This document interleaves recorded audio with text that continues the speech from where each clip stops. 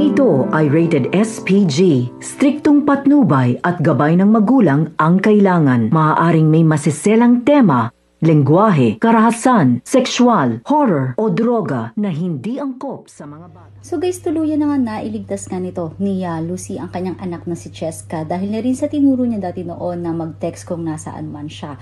At nang sinunod nga ito ni Cheska ay natagpuan ni Lucy ang lugar kung saan ay itinatago nga ito. Samantala ito namang si Farah ay tila ba walang ka-concern kung nasaan nga ang kanyang tinuturo nga anak at nang medyo nagpapanik na nga siya, ay biglangan dumating si Cheska kasama nga etong si Farah. At agad naman nakaisip ng paraan etong si Farah at sinabi nga nito na sigurado etong babaeng kaharap nila kung saan ay si Lucy ang kasabwat ng mga dumukot sa kanilang anak.